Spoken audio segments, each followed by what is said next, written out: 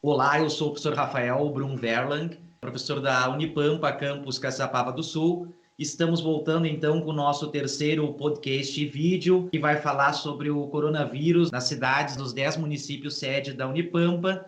E hoje nós vamos entrevistar então o professor lá do campus de São Borja, o professor Dr. Thiago da Silva Sampaio. Tudo bem, professor Thiago? Tudo bom, Rafael? É um prazer estar falando com vocês para que a gente possa esclarecer algumas dúvidas sobre as projeções, explicar como ela foi feita e quais são os resultados previstos para cada município. Seria interessante que o senhor fizesse um breve resumo da sua trajetória acadêmica aqui para a comunidade. Bom, eu sou cientista político, mestre em ciência política pela Universidade de Brasília, doutor em ciência política pela Federal de Minas Gerais e pós-doutor em ciência política pela Federal do Rio Grande do Sul. Eu atuo no programa de pós-graduação em políticas públicas da Unipampa, no campus São Borja. O programa foi criado o mestrado profissional em 2015. Eu fui o primeiro coordenador do mestrado. Sou coordenador do grupo Observatório do Legislativo e Executivo. Então, a gente trabalha fazendo uma avaliação de políticas públicas, medindo o impacto dessas políticas públicas para a região. O professor Thiago fez uma pesquisa sobre a disseminação do SARS-CoV-2 nos 10 municípios sede do campi da Unipampa, e foi uma pesquisa que circulou bastante, inclusive nas redes sociais. Então, tem uma série de dúvidas, de questionamentos da comunidade externa, da própria comunidade da universidade. Então, nós vamos aproveitar essa entrevista de hoje para tentar esclarecer algumas dessas dúvidas com o professor Thiago, tá, professor? A primeira questão que surgiu, que o grupo de professores aqui reorganizou essas questões, porque eram muitas questões que emergiram da comunidade, seriam quais são as fontes de dados desse estudo que o senhor realizou sobre o SARS-CoV-2 nos municípios sede da Unipampa? Bom, os dados, eles são obtidos pelo DataSUS. O DataSUS tem um cadastro nacional de estabelecimentos de saúde, onde você tem acesso a todas as informações sobre os estabelecimentos, tanto da rede pública quanto da rede privada. E isso é atualizado constantemente. Então, hoje, se você entrar, já vai ter dados diferentes da semana passada, porque eles vão atualizando constantemente e nesse período está sendo atualizado com relação às questões relativas à Covid. Então, já dá para ter uma ideia de UTIs que são reservadas exclusivamente para a Covid-19. Isso até o mês passado não se tinha muito nos municípios, e agora isso já está mais visível. Quantas UTIs são reservadas para cada município. Outras questões como respiradores, número de leitos, o número de intensivistas. Cada UTI ela vai precisar de um médico intensivista para ser o responsável pela UTI. Então, não é uma questão apenas de você ter os equipamentos, você ter a infraestrutura, você precisa ter também esse recurso humano. E esses dados que o senhor projetou, eles se aproximam das notificações oficiais que o governo do estado está fazendo? O que acontece? Nós temos muito caso de subnotificação. Isso está ocorrendo em todos os locais. Até mesmo com relação às internações. O próprio Ministério da Saúde ele tem um site que qualquer um pode ter acesso a esses dados, é covid.saude.gov.br, e lá vai ter o número de internações por síndrome respiratória aguda grave. Você percebe que houve um crescimento muito grande em comparação com o ano passado. Em alguns estados chega a ser um crescimento de 300%. Então, o que explica isso? Muitas pessoas elas não acabam sendo internadas e você não tem nenhum tempo de fazer o exame e você não classifica isso como sendo o Covid-19. Em alguns locais as pessoas estão vindo a óbito e você não consegue identificar exatamente qual foi a doença. Até mesmo a perícia está parada nesse momento em alguns estados. Mas nós conseguimos perceber uma curva de crescimento e perceber um número de casos que ele vai estar muito próximo do que a gente desenhou. Então, assim, pensando que a nossa projeção ela foi planejada para que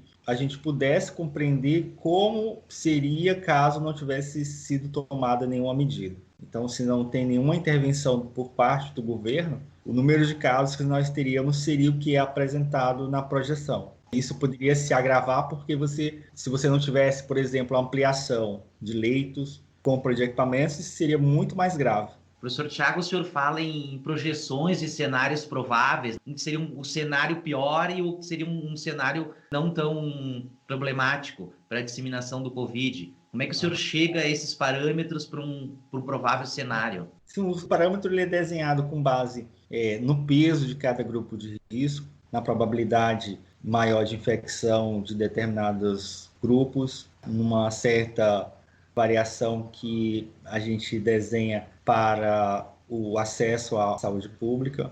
Então, todos esses fatores eles são levados em consideração e faz com que você tenha uma ampliação, nesse caso aí, com relação ao pior cenário.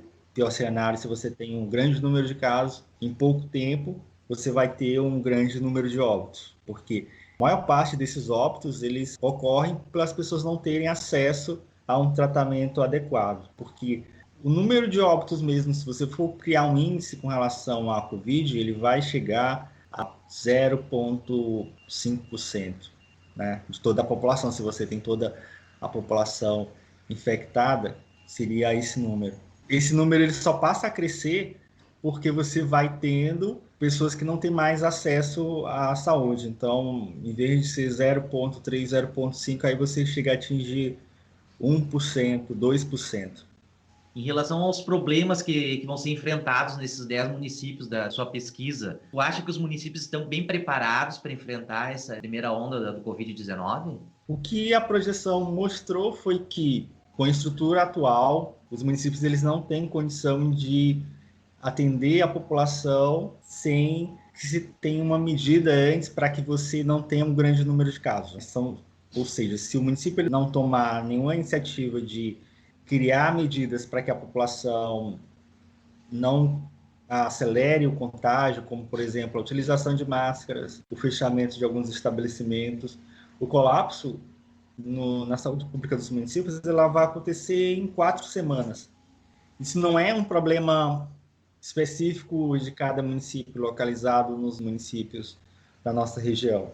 Isso é um problema mundial, não diria nem até nacional. A gente viu o que aconteceu em Nova York, faltando vários suprimentos.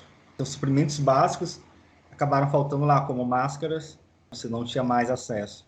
Então, o Brasil não é muito diferente. E aí, então, por isso que é importante que se tenha essas medidas e que a população tenha essa consciência e que a população seja informada com o que de fato está acontecendo. Não adianta você querer dourar a pílula, falar que é algo passageiro de 2 semanas, de 3 semanas, que você vai ficar ali com alguns estabelecimentos comerciais fechados e que em 2, 3 semanas a vida voltou ao normal, o que não é a realidade. E isso foi vendido para a população. E aí depois, quando a gente precisar que essa população ela retorne para essas ações de controle, é provável que você já tenha um desgaste muito grande e que as pessoas não queiram mais colaborar como colaboraram antes. Bom, sabendo então que nós temos uma primeira onda epidêmica, em quais esses municípios, os 10 municípios que o senhor pesquisou, na data de hoje, 23 de abril, estão se confirmando as suas previsões? E se elas se confirmam de acordo com os 3 cenários projetados? Se a gente for observar, a maioria dos municípios ainda não tiveram nenhum caso, e aí a gente considera a projeção a partir de uma transmissão comunitária, ou seja, você já tem indivíduos que foram contaminados ali no município sem que eles tenham saído do município. Então, isso você vai ter essa transmissão já entre as pessoas do município. Não se trata de você ter um caso de alguém que foi contaminado em Porto Alegre, chegou no município e foi detectado que ela estava contaminada. Mas você ter essa transmissão entre as pessoas do município. O que pode acontecer é que você ter algum caso agora de uma pessoa que foi contaminada fora do município, isso ser relatado como sendo um caso do município. Para a gente, para a nossa projeção, ela não vai contar como sendo uma transmissão comunitária. Então não dá para você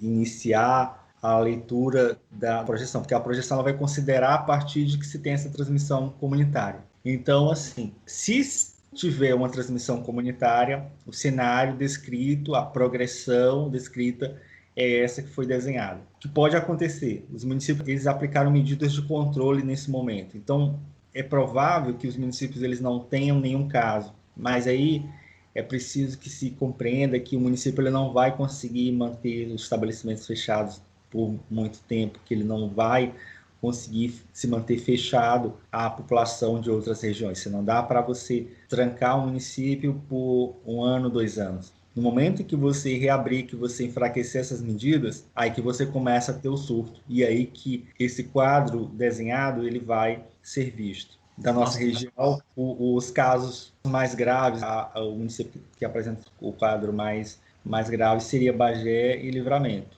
Mas, assim, com as intervenções que foram feitas, você consegue retardar esse processo. A projeção ela não foi desenhada para contar o que vai acontecer exatamente, porque você vai ter intervenções do poder público. Agora, se não se tem intervenção do poder público, aí o cenário descrito é como está na projeção.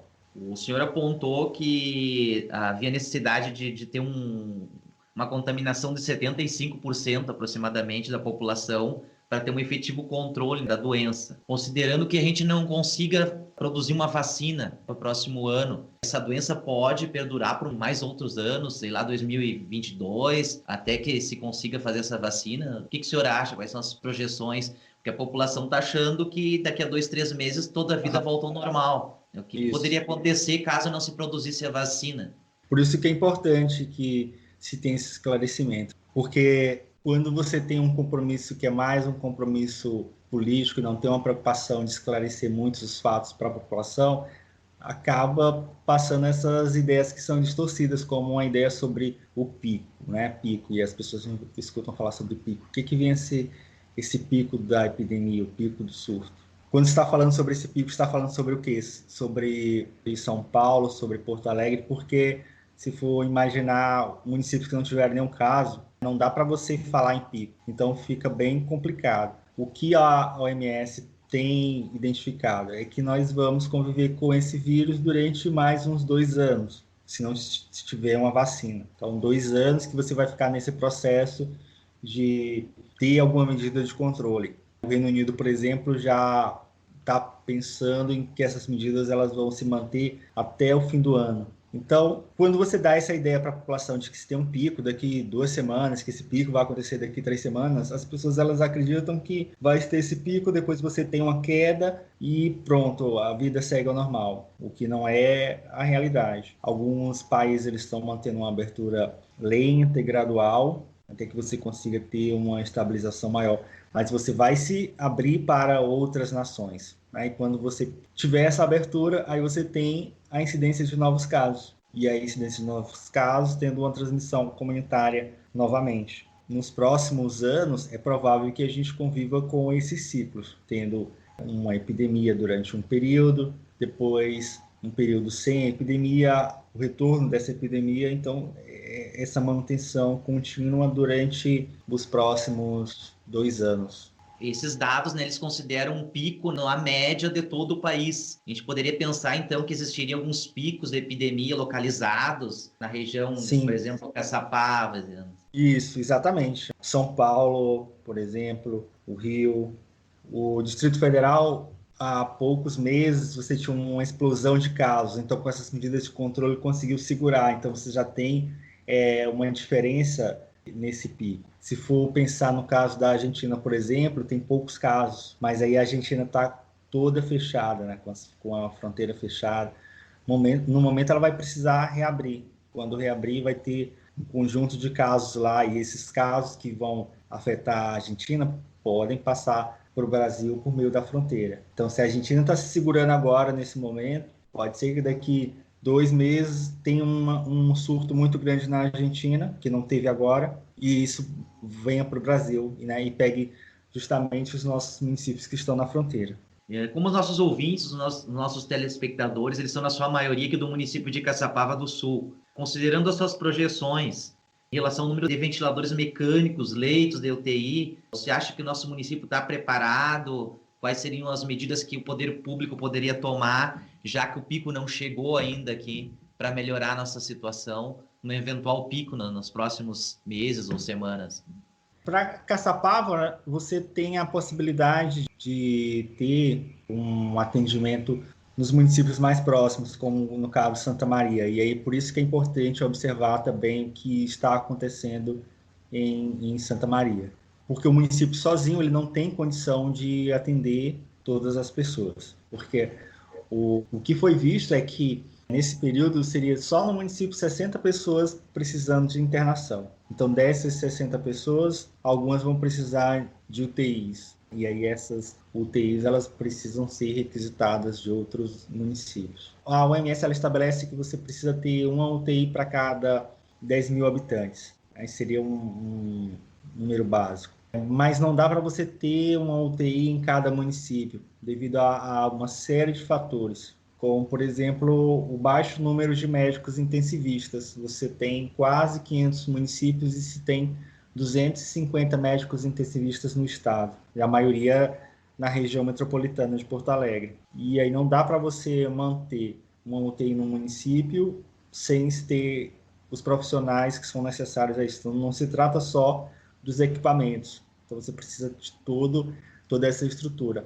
O planejamento que se faz da questão das políticas públicas é pensar, então, se não dá para ter esse recurso no município, o que a gente vai fazer? Então, você tem cidades que são referências para isso, para que você possa ter esse planejamento. Aí que você tem que ter a ideia, o que vai fazer com esses pacientes, como é que a gente vai transferir para esses municípios, nós teremos vagas suficientes, se não tiver vaga, o que a gente vai fazer, onde vai realocar. Porque o que o Ministério da Saúde tinha falado há poucas semanas era de cada prefeito analisar o seu cenário, o cenário do seu município. Mas não dá para o prefeito trabalhar sozinho, sem ter uma articulação com o governo estadual, com a Secretaria de Saúde do Estado, que faça essa ideia, esse planejamento sobre como está na região, de cada região específica. Para o prefeito não trabalhar sozinho, como no caso de Itaqui, por exemplo, que não tem nenhuma UTI. Então você precisa saber se vai ter leito suficiente em Uruguaiana, por exemplo. Então não é o prefeito sozinho que vai decidir se pode relaxar nas medidas de controle com base nos leitos, mas a maioria dos municípios do estado, eles não têm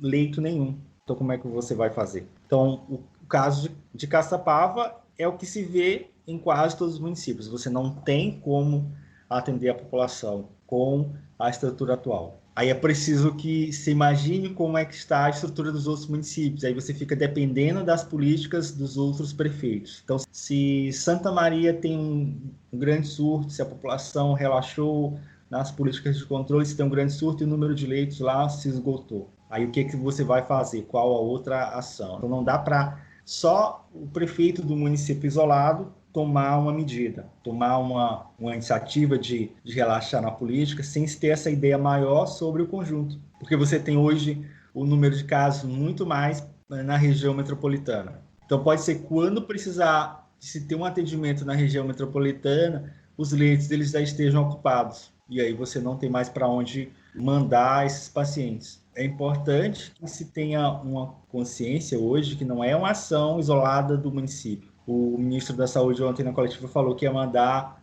até mesmo porque não se tem hoje o prefeito, e aí foi a ideia base da nossa projeção, era de passar uma ferramenta para as prefeituras, porque hoje não se tem uma ferramenta para o prefeito conseguir entender o que pode acontecer no seu município. Ontem o ministro da Saúde ele prometeu que vai passar uma ferramenta, um modelo próprio do Ministério da Saúde para que os prefeitos possam fazer a projeção para o seu município. Porque isso seria o ideal, que você tivesse um planejamento, você vai tomar a decisão, mas decisão a partir de quê?